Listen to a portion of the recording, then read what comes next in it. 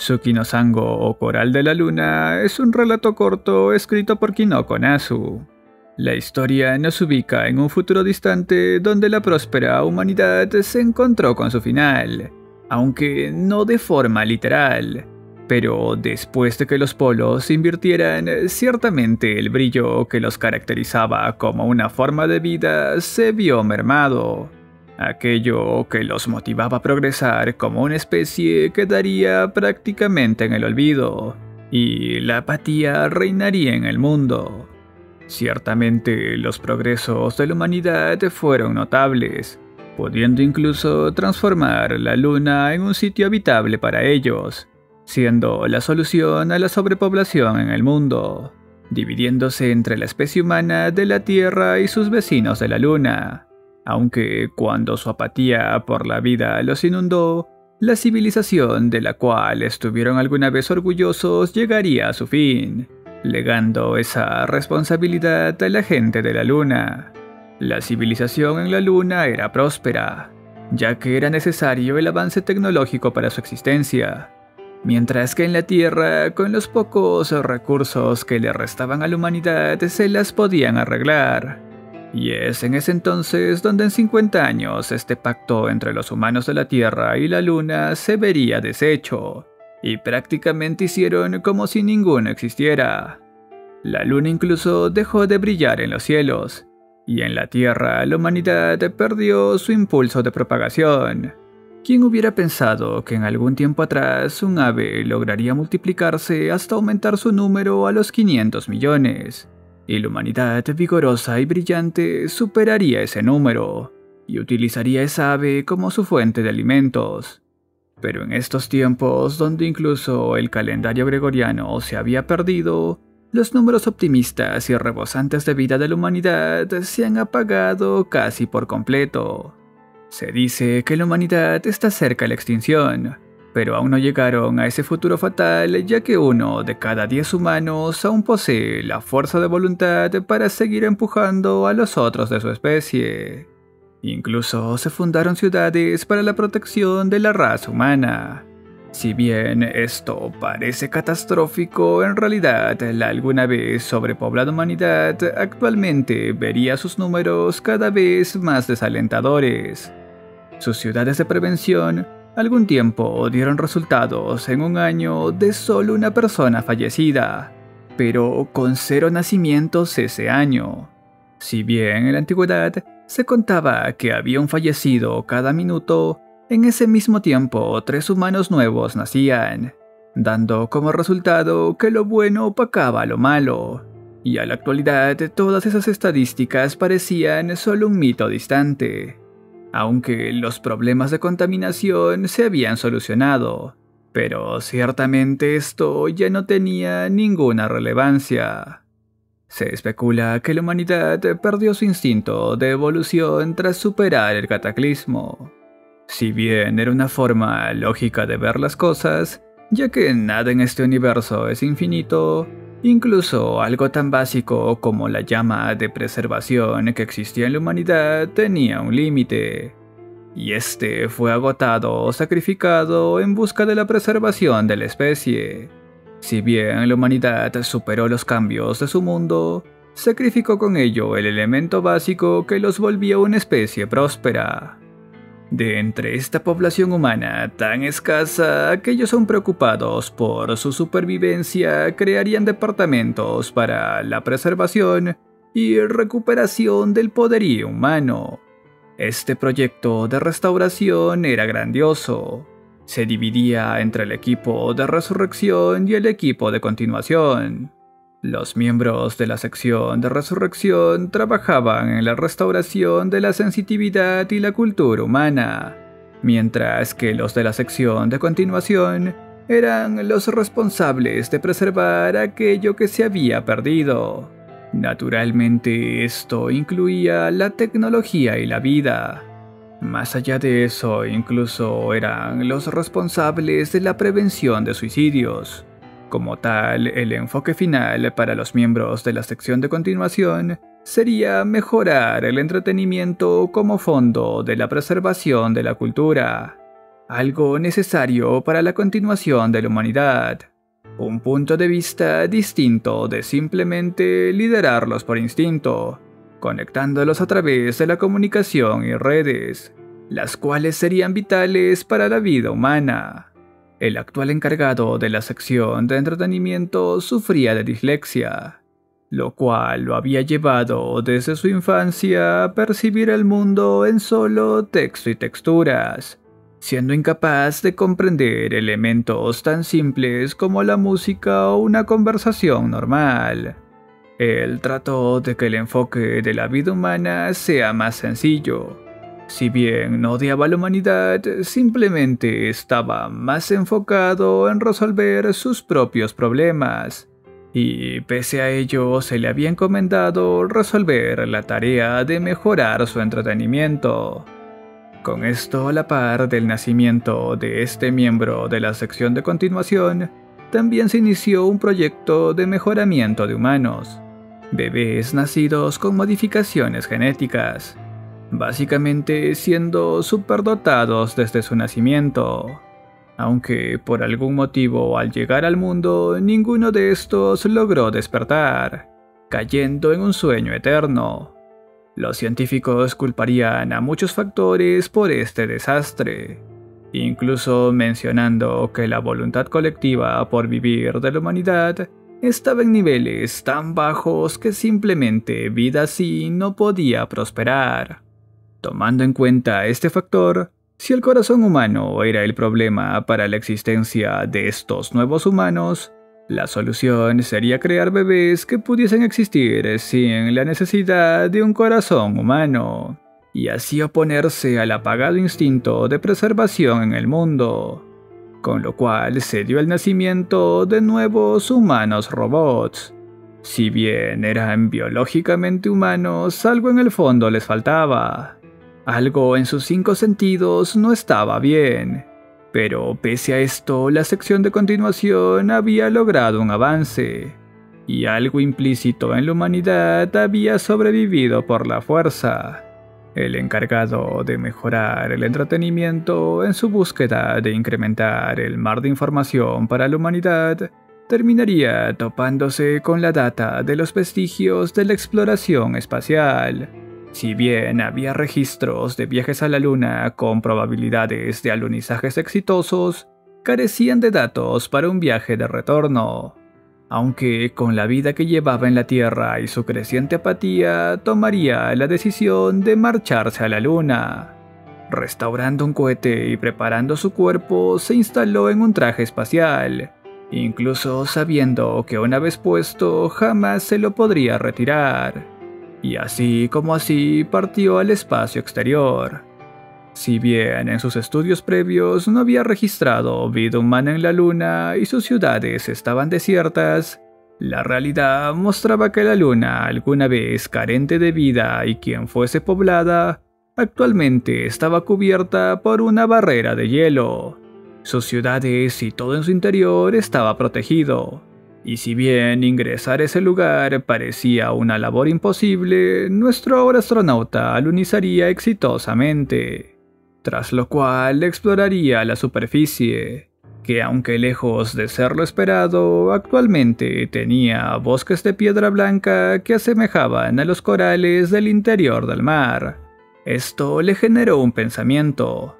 Una idea rara donde en lugar de creer que había ingresado a la Luna, más pareciese que se hubiese sumergido en las profundidades del océano. Si bien las ciudades y medios para la supervivencia humana aún se encontraban operativas, su recorrido por la superficie de la Luna lo llevaría a la cara oculta de esta, donde yacería un bosque más cautivador, el único lugar en la Luna donde tenían una fuente de agua. Pero fuera de ello, lo que más le llamó la atención era la estatua de mineral blanco, cuya forma la hacía parecer a los de una bella mujer. Y aunque llevase puesto un vestido de un material desconocido, ciertamente carente de sentido, la mitad de su cuerpo estaba conectado a la superficie lunar. Dicha estatua no era más que una creación artificial. generada como una terminal para manipular este nuevo planeta, funcionando algo así como su alma, aunque tal cosa para los planetas no existía, por lo cual quizá desearon describirla como su cerebro. Aunque los planetas tenían partes que podrías llamar como cuerpo y corazón, realmente no existía nada comparable a un cerebro, por lo cual esto confirmaba que era una entidad artificial, de la cual no podría tampoco identificársela como algo alienígena. Fue esta entidad quien en sus vagos vestigios de conciencia se encargaría de administrar los recursos de la Luna, y era la fuente principal para la generación de un ambiente propicio para la vida en un entorno tan inerte. Gracias a su existencia es que la humanidad logró prosperar, pero un tiempo indeterminado después también desaparecerían. Ella se cuestionaría los motivos de su extinción. No pareciese que un accidente los hubiese eliminado, puesto que ella manejaba todo en la superficie, y no permitiría que algo así les pase, con lo cual formularía varias teorías al respecto, y sería que en algún punto de su flujo de tiempo distinto al de la especie humana que percibiría la llegada de un nuevo humano a la superficie de la Luna. Tanto para el astronauta como para la estatua de la Luna, su encuentro inicial parecía carente de sentido. Si bien el astronauta estaba obligado a visitarla cada 12 horas, esto para recargar sus recursos, había tomado la costumbre de charlar con ella, solo como algo rutinario, mientras que para ella, aunque fuera del entendimiento normal entre especies, comenzaría a desear comunicarse con este nuevo humano. Si bien en algún punto ella se plantearía la idea de que los humanos de la Luna la habían exiliado a ella, o quizá ellos se habían exiliado por solamente el mero acto de amar, realmente no persistió en esos pensamientos, y a la actualidad su enfoque solo se encontraba en ese astronauta. Y desde la perspectiva de este humano quien amaba el silencio, había abandonado la Tierra para escapar del bullicio de ese planeta. Incluso la sola vegetación de la Tierra, que estaba repleta de vida, le resultaba molesta.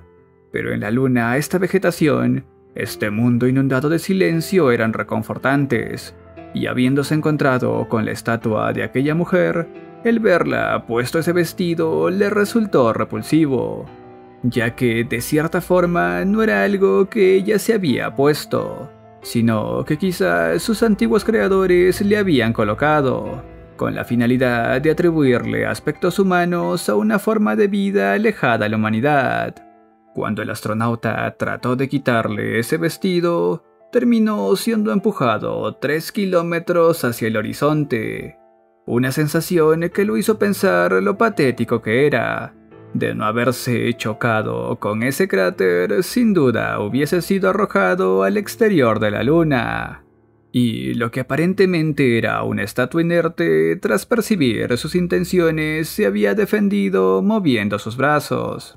Tras lo cual, y pensando que las formas de vida fuera del planeta Tierra y la humanidad solo podían clasificarse como alienígenas o invasoras, entendió que quizás, si es que no era un alienígena, podría ser del tipo invasor.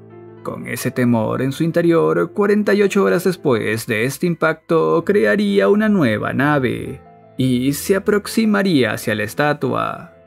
Este nuevo encuentro tenía la finalidad de darle a conocer sus intenciones en la Luna, y así quizá, aunque no pudiesen comunicarse, al menos llegarían a un acuerdo.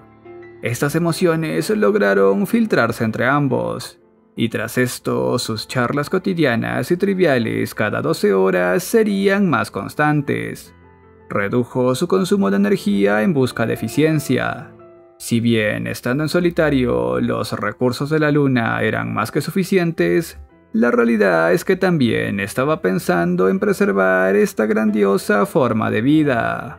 Y así, tras 120 ciclos de viajes de recarga, nuevos cambios comenzarían a hacerse notar en esta estatua. Su hermoso rostro y cabellera dorada comenzarían a moverse, Pero lo más impactante llegaría tras su visita 240, en la cual la estatua de la luna comenzaría a moverse no solo con brazos y piernas, sino que también había llegado al punto de generar cuerdas vocales. Si bien las extremidades de las piernas le daban cierta movilidad bastante torpe por la falta de rodillas, sus expresiones eran de felicidad, tratando de mostrarle con orgullo su nuevo cuerpo, algo que el astronauta solo pudo referirse a que se parecía más a un coral que a un humano. Pero estas palabras, si bien parecerían una burla sarcástica, ella las tomó con cariño. El tiempo pasó y el astronauta comprendió que el camino que ella estaba tomando para su evolución no era el correcto. De pasar de ser una forma de vida completa, trataba de tomar como modelo su cuerpo para ser un humano. Ella no respondía a la voluntad de adaptarse a su entorno, sino que su evolución respondía a un impulso que solo se podría llamar como corazón. Entendiendo esto, el astronauta repararía su nave, usando el 80% de los recursos de la Luna. Aunque si bien esto le hacía sentir un poco mal, realmente no era algo para quejarse, ya que básicamente todo lo que usaba era de ella, y se estaría invirtiendo en ella. Con su lenta separación de la superficie de la Luna, la vida en esta comenzó a desaparecer. Sus recursos se vieron limitados. Lógicamente, la influencia de la forma de vida sobre este planeta también fue desapareciendo, y sus horas de sueño también aumentaron. En cierto instante, mientras descansaba, el astronauta se apresuró a llevarla hasta su nave. Si bien luchó tratando de alejarse, su fuerza no era nada en comparación a la que tenía cuando era parte de la Luna, tras lo cual quedaría encerrada en el único asiento de la nave del astronauta. Si bien estos dos en realidad jamás llegaron a comunicarse, en esta ocasión el deseo egoísta de este astronauta era preservar su existencia. Con esto le enviaría a la Tierra en contra de su voluntad. Ella intentaba transmitirle su deseo, pensando que no deseaba estar junto a más humanos. Ella quería estar junto a él, pero entendiendo que lo que ella sentía no podía describirse como amor, despegaría la nave viéndola partir desde la Luna, cuyo destino se encontraba en algún lugar de la Tierra. Si bien la capacidad de la nave no la dejaría ingresar tranquilamente hasta la superficie, el astronauta tenía la esperanza que, como el cerebro de un planeta, con tan solo la cápsula de seguridad del pequeño cohete llegaría bien hasta la superficie de la Tierra, y se adaptaría a ese nuevo entorno. Con ese deseo, el astronauta procedió a quedarse en la soledad de la Luna, y al fin cumplir su deseo. Por otro lado, la nave aterrizaría según los cálculos, generando un pequeño cráter en el mar, donde se formaría más adelante una pequeña isla, con la forma de una luna creciente, y del pedazo de mar contenido en su interior, un pequeño arrecife comenzaría a brotar. Este era el Coral de la Luna, una isla de recursos invaluables para la humanidad, con la cual, y gracias a su producción de oxígeno, la humanidad pudo extender un poco más su existencia. Las generaciones pasaron, y la mujer que llegó de la Luna tuvo descendencia. La tataranieta de esta mujer sería conocida como la princesa, quien por tradición muchas personas de poder tratarían de conquistarla. Se sabía que ella rechazaba a todos. El último de estos fue el príncipe de Arishima, quien encantado le propuso matrimonio. Ella solo respondió que correspondería a sus sentimientos si le traían un pez de la luna. Tras escuchar esto, el príncipe, haciendo una rabieta, se retiró de la isla. Siendo un lugar apartado, el ingreso por mar estaba prohibido. Solo aquellos acaudalados con un avión podían visitarla, y el tiempo para terminar este año estaba próximo. Contando al príncipe de Arishima, eran un total de 16 pretendientes que había rechazado. Si bien parecía alguien carente de seriedad, Sus propuestas caprichosas e imposibles de cumplir no eran ninguna broma. Eran el resultado de su creciente duda de no saber cómo medir su amor. Y pensaba que si ella no podía hacerlo, quienes la pretendían serían capaces de decírselo. Si de verdad la amaban, cumplirían por imposible que fuese ese deseo. Y si aun a pesar de haberlo conseguido, serían capaces de valorarla a ella más que aquel objeto inalcanzable, entonces ella sería capaz de pasar el resto de su vida junto a esa persona. Esa era su forma de trazar los límites del amor que sentía. Si bien para este punto no se sabía la fecha exacta, se podría decir que según el calendario gregoriano se encontraban en el año 3000. Es entonces, mientras la princesa miraba el cielo nocturno, que una pequeña nave apareció frente a ella, de la cual una persona muy pequeña que vestía un traje espacial le preguntaría si acaso ella era la señorita. Sorprendida por la apariencia de esta entidad, respondería cortésmente que posiblemente sea la persona que busca. Él le comentaría que es un comerciante y que se encontraba ahí por motivos de negocios, ya que también es un mensajero. Si bien tenía algo para ella, deseaba comercializar.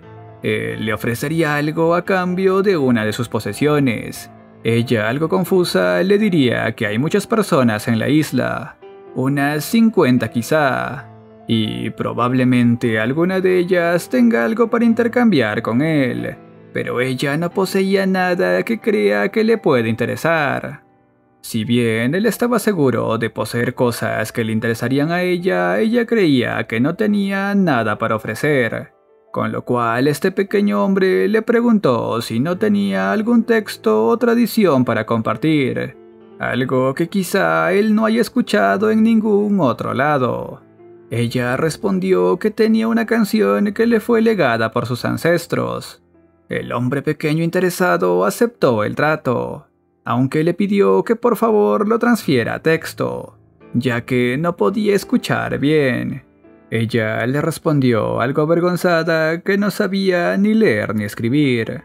Él, con una voz confiada y golpeándose el pecho, le comentó que tenía hasta la próxima luna llena y que en ese tiempo él mismo se encargaría de enseñarle lo más básico. Si bien esto no le daba confianza alguna, también terminó aceptando el trato. Y así el tiempo pasó. La apariencia que alguna vez la tomó por sorpresa en unos días se volvió algo cotidiano para ella. Y tras esto procedió a redactar la historia de cómo su tatarabuela, una mujer de la luna, conoció a un astronauta. Si bien la historia desde su perspectiva era algo triste, para este pequeño hombre le pareció una historia feliz. Este comentario la tomó por sorpresa. Ella estaba segura de añadir algunos comentarios personales de los hechos que pasaron. Si bien ella juzgaba esto como algo trágico, entendía que su abuela y su tatarabuela eran mujeres extremadamente hermosas, y aunque bellas también eran bastante femeninas, un rasgo que aparentemente ella no había heredado. El hombre pequeño añadió que aunque sí leyó sus comentarios, esta era una historia bastante distinta de cómo él la conocía, pero resaltaba en todas partes la felicidad de aquella mujer. Por tanto, complacido, terminaría guardando aquel libro en el interior de su nave, que si bien era tan grande como él, en el interior parecía estar conectado con un mundo distinto, donde joyas y tesoros albergaban su interior, y de ese mismo espacio él sacaría el caparazón de una especie marina, como parte del intercambio prometido. Ella lo tomaría en manos y lo llevaría hasta sus oídos, donde escucharía las olas del mar, y un pequeño mensaje grabado en su interior. El pequeño hombre le diría adiós a la princesa, comentándole que conserve ese regalo hasta mañana, día donde por fin partiría de regreso, y si le gustaba podía quedarse con él, pero de lo contrario se lo podía regresar, y así fue como su último día juntos llegó a su fin. Ella, quien era conocida por no tener apegos, terminaría sintiendo cierta cercanía hacia el hombre pequeño, quien de un momento a otro aparecería en su pequeña nave, y luego de despedirse se dispondría a retornar al espacio, aunque ella lo detendría por un momento. Si bien sentía que era un evento semejante al de su antepasado, tenía muchas cosas por decir, aunque por algún motivo terminaría contándole sobre los muchos pretendientes que tuvo, y la razón de por qué rechazó a todos, como les pedía deseos imposibles, y el pesar que sentía al no saber cómo medir su afecto. El hombre pequeño asentiría con firmeza, y luego de escucharla diría que conocía a alguien como ella, que era una persona honesta, y que pese a todo su amor era tal y como el de los humanos. Dicho esto y listo para partir, sería detenido por una nueva propuesta de la princesa, quien le diría que ahora tiene interés por escribir un nuevo texto. Esta vez añadiría más cosas que olvidó colocar en el escrito que le había entregado. Esto interesó al hombre pequeño, quien elogiando sus habilidades de negociación preguntaría cuál sería el precio del intercambio para poseer ese nuevo libro, a lo cual ella le diría que desea un pez de la luna. El hombre pequeño respondería a esta pregunta comentando que si por pez se refiere a la forma de vida marítima que habitaba en los océanos de la Tierra, sería una labor difícil de cumplir, pero si se trata de leer un nuevo texto suyo, estaría dispuesto a pagar ese precio. Y dicho esto, tanto la princesa como él se terminarían separando, esperando a una próxima reunión. Este relato corto escrito por Kinoko Nasu forma parte de una exposición donde Maya Sakamoto le daría voz, siendo presentado el 21 de diciembre del 2010. Si bien toma como base la historia de la princesa Kaguya y lo mezcla en un mundo semejante pero distinto al de Tsukihime, tendría para el año 2012 una adaptación al manga, el cual muestra los eventos con mayores libertades y perspectivas, puesto que sí, si bien yo narré este material de forma cronológica y lineal, en realidad los eventos están entremezclados, y muestran los puntos de vista de la princesa de la luna y de nuestro querido astronauta. Si bien el relato es verdaderamente corto, es sin duda una lectura bastante recomendable, ya seas o no seguidor del Nasuverso, o tengas o no conocimiento previo de todo lo que involucran los mundos de Type Moon. Y es de mi agrado mencionarles que este material llegó a ustedes gracias a las encuestas de los miembros del canal, personas gracias a las cuales es posible el sostenimiento y mejora de este proyecto.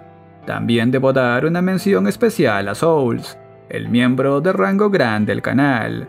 Además te recuerdo que puedes seguir apoyando este contenido dejando tu poderoso like, suscribiéndote si aún no lo hiciste y compartiendo el contenido. Yo soy Medanore y nos vemos en un próximo video.